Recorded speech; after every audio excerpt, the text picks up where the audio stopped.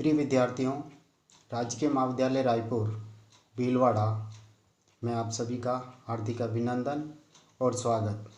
महर्षि दयानंद सरस्वती विश्वविद्यालय अजमेर के पाठ्यक्रमानुसार बीए प्रथम वर्ष के प्रथम प्रश्न पत्र में संकलित आपका प्रथम जो अध्याय है ढोला मारूरा दुआ, आज हम इसका अध्ययन करेंगे। ढोला मारूरा दुआ राजस्थान की एक प्रसिद्ध लोक गाथा है, एक प्रेम कहानी है। इसमें ढोला और मारवाणी की प्रेम कहानी बड़े मार्मिक तरीके से व्यंजित हुई है। ये जो कहानी आरंभ होती है, मैं इसकी थोड़ी सी पृष्ठभूमि आपको बताना चाहता हूँ। उसके बाद इस अध्याय में संकलित दोहों में से हम आज प्रथम 10 दोहों का अध्ययन करेंगे। ढोला नरवरगढ़ जो जयपुर के कछवा वंश के राजा नल हैं, नल के एक राजकुमार होते हैं ढोला, जिनका मूल नाम है साले कुमार।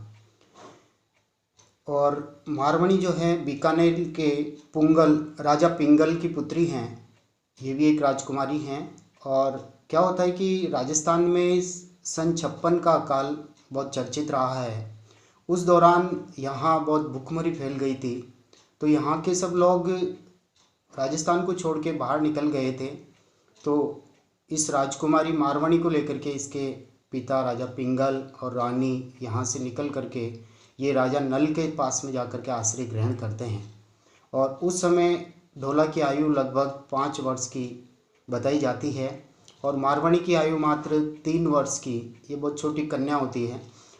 तो इनका बचपन में ही बाल विवाह रचा दिया जाता है और राजस्थान में वापस सन 56 के अकाल के बाद स्थिति अनुकूल होती है और धीरे धीरे अनुकूल होने के उपरांत ये राजा पिंगल अपनी राजकुमारी मारवाणी को और रानी को लेकर के पुनः अपने बीकानेर आ जाते हैं। धीरे धीरे उस और ढोला भी बड़ा होता है। उसके पिता राजा नल उनके विवाह की तैयारियां करते हैं और मालवणी नामक कन्या के साथ उसका विवाह रचा दिया जाता है। और इस और भी जब मारवाणी बड़ी होती है, इसके परिवार के द्वारा इसके भी विवाह की तैयारियां की जाती है। तब इसको एक रात्रि में स्वप्न आता है और स्वप्न में इसको अपने बचपन की कहानी याद आती है कि ढोला के साथ मेरा विवाह हो चुका है, वही मेरे प्रियतम हैं और मैं ही उनकी प्रियतमा हूँ, और ये उनको जीवन साथी के रूप में स्वीकार कर लेती है। तो प्रेम के जो उत्पन्न होने के 3-4 रूप होते हैं, एक रूप दर्शन, गुण श्रवण, रूप दर्शन, स्वप्न दर्शन। तो उनमें से ही स्वप्न दर्शन के द्वारा इस प्रेम की उत्पत्ति मारवाणी के हृदय में होती है और वह ढोला के वियोग में व्याकुल रहने लग जाती है। तो उसके परिवार वाले सभी ढोला तक संदेश पहुंचाना चाहते हैं।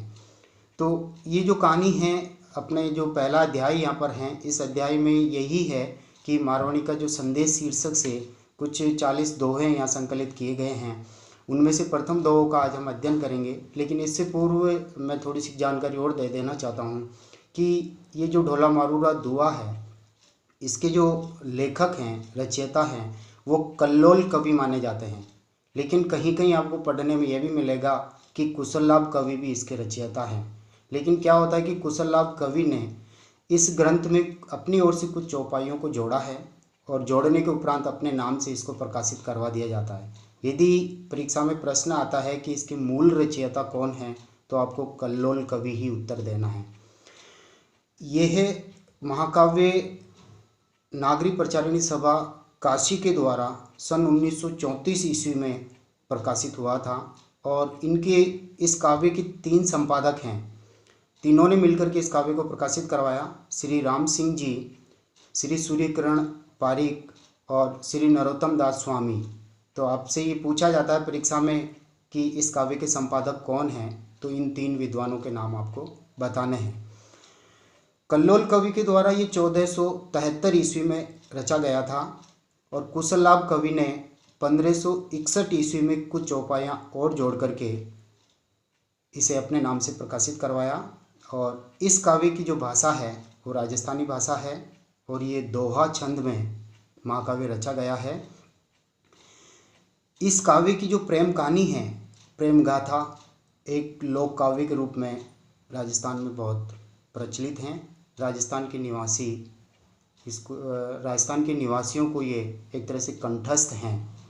तो इस कहानी की जो प्रथम दोहे हैं, आपके प्रथम अध्याय के प्रथम 10 दोहे, उनका मैं अध्ययन आरंभ कर रहा हूँ। आप ध्यानपूर्वक सुनिए।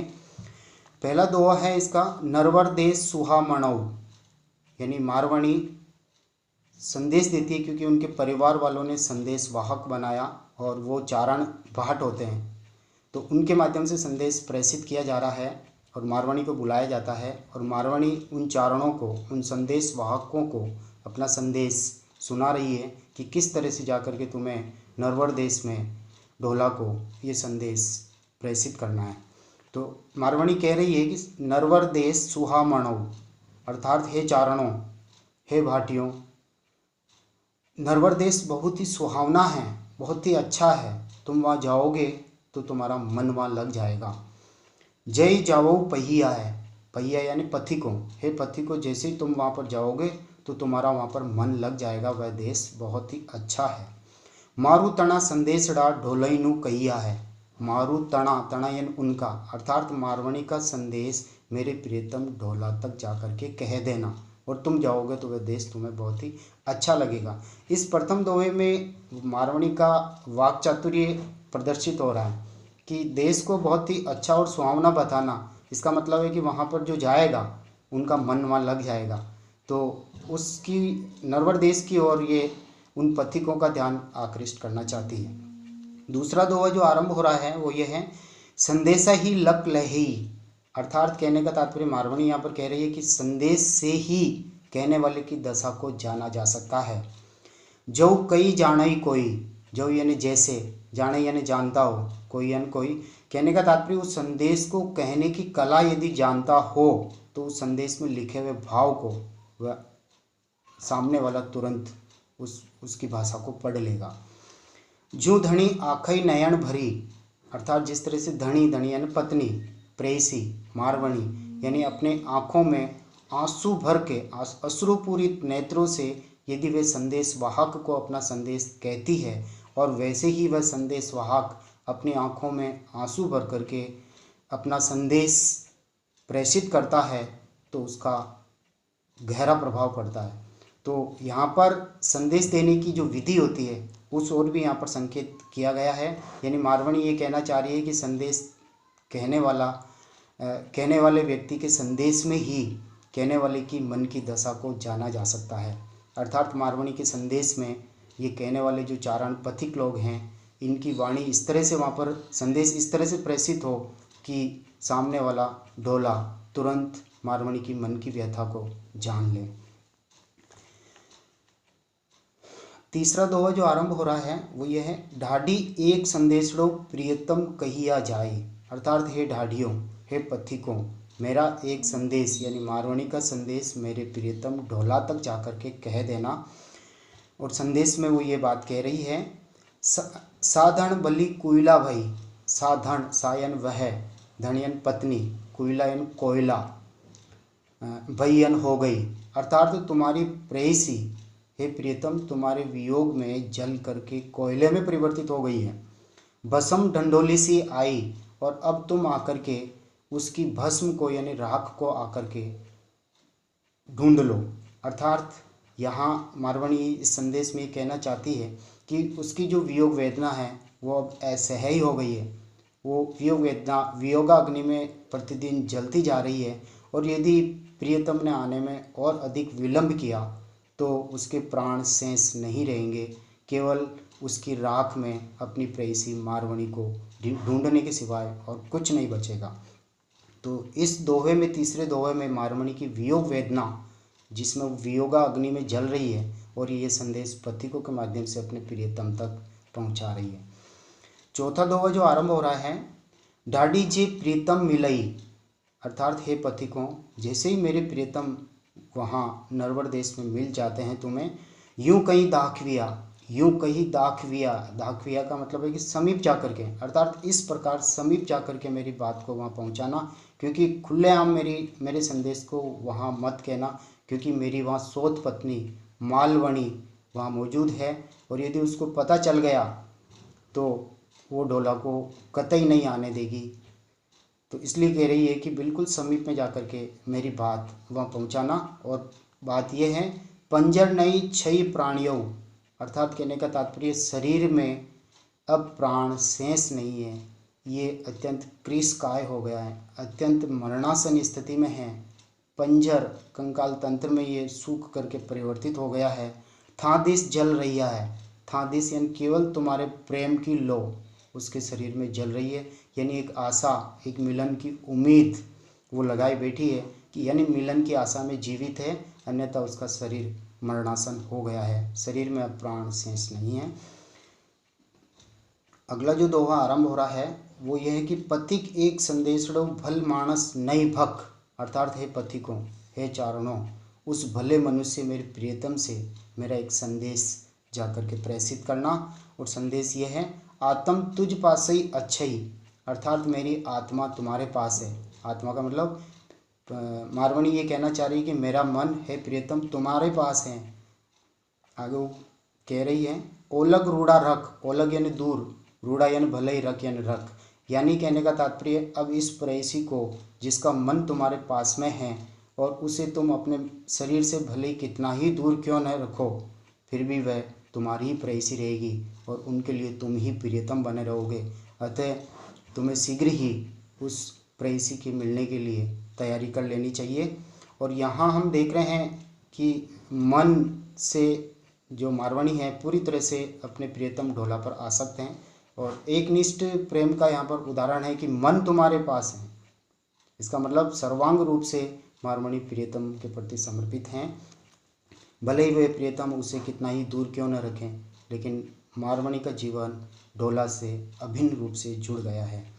अगला जो दोहा आरंभ हो रहा है, छठा दोहा, ढाडी जे राजंत मिलई, अर्थात हे ढाडियों, राजंत का मतलब है राजकुमार, अर्थात राजा नल के पुत्र जिनका मूल नाम है सालेह कुमार, वह राजकुमार तुम्हें वहाँ नरवर में प्रवेश करते ही तुम्हें मिल जाए। अंग मिलई यूँ दाखविया जाए, अर्थात इस प्रकार उनके समीप जाकर के मेरी बात वहाँ पहुँचाना। जोवन हस्ती मद चढ़्यऊ, अर्थात यौवन रूपी हाथी मदमस्त हो गया है। यौवन रूपी हाथी अत्यंत मदमस्त हो गया है, और यदि हाथी मदमस्त हो जाता है तो वो किसी के नियंत्रण में नहीं आता अपने सिवाय मालिक के। इसलिए मारवाणी यहाँ ये संदेश दे रही है पथिकों के माध्यम से कि यौवन रूपी हाथी अत्यंत मदमस्त हो गया है, अपने उन्माद में है, और वो किसी के नियंत्रण में होने वाले नहीं हैं।